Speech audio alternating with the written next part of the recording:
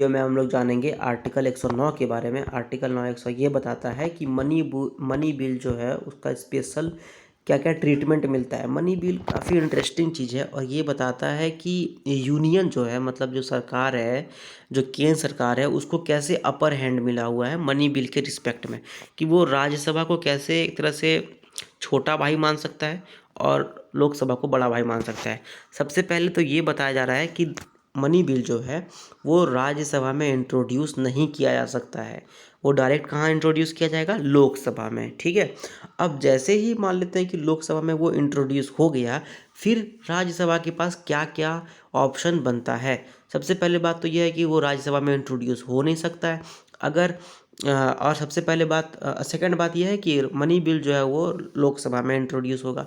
जब लोकसभा में money bill आ गया और वहाँ से पास हो गया, फिर क्या होगा? वो जाएगा राज्यसभा के पास। राज्यसभा के पास जाने के बाद राज्यसभा के पास 14 दिन का टाइम रहता है, 14 डेज़ का। 14 डेज़ का टाइम रहता है सबसे और राज्यसभा के पास। राज्यसभा इन 14 डेज़ में लोकसभा को रिकमेंडेशन दे सकती है कि आप जो है सो ये चेंज कर सकते हो मनी बिल में, या फिर उसको बिना रिकमेंडेशन का पास कर सकती है। ठीक है। अब मान लो कि राज्यसभा कुछ रिकमेंडेशन दे दिया।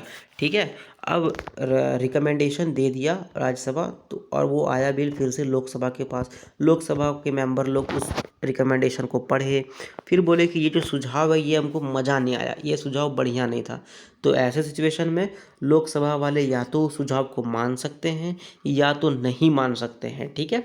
अब मान लो कि लोकसभा वाले उस सुझाव को मान लेते हैं। अब क्या होगा? जैसे ही वो सुझाव को माने और लोकसभा वाले और उस मनी बिल को फिर से पास कर दिए, तो ये माना जाएगा कि काउंसिल ऑफ स्टेट, मतलब कि राज्यसभा से ये मनी बिल पास हो गया। ठीक है। तो ऐसे में क्या होगा? मनी बिल लोकसभा से भी पास हो गया और राज्यसभा से भी पास हो गया। दूसरा सिचुएशन ये है कि लोकसभा से जब इंट्रोड्यूस हुआ, लोकसभा से मनी बिल पास हुआ, फिर वो गया राज्यसभा के पास। राज्यसभा वाले फिर से सुझाव दिए और लोकसभा वाले उस सुझाव को नहीं माने। ठीक है। अब लोकसभा वाले सुझाव को नहीं माने तो भी कोई चक्कर नहीं है और मनी बिल जो है वो फिर भी पास माना जाएगा।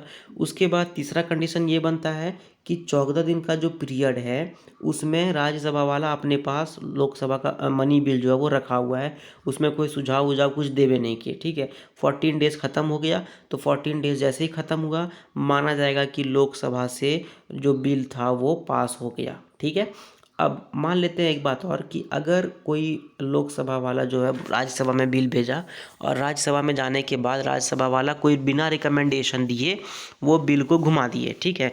जैसे वो बिल को घुमा दिए तो भी कोई चक्कर नहीं है, लोकसभा वाला फिर भी उसको पास कर देगा मनी बिल को, और ये माना जाएगा कि जो लोकसभा था वो जो मनी बिल था वो उसी फॉर्म में पास हुआ जिस फॉर्म में वो लोकसभा में आया था। मतलब जो ओरिजिनल रूप में आया था मनी बिल, उसी रूप में वो पास हो गया। ठीक है। तो ये कुछ कुछ एक बोलते हैं ना चाट मसाला था आपका मनी बिल के लिए। ठीक है।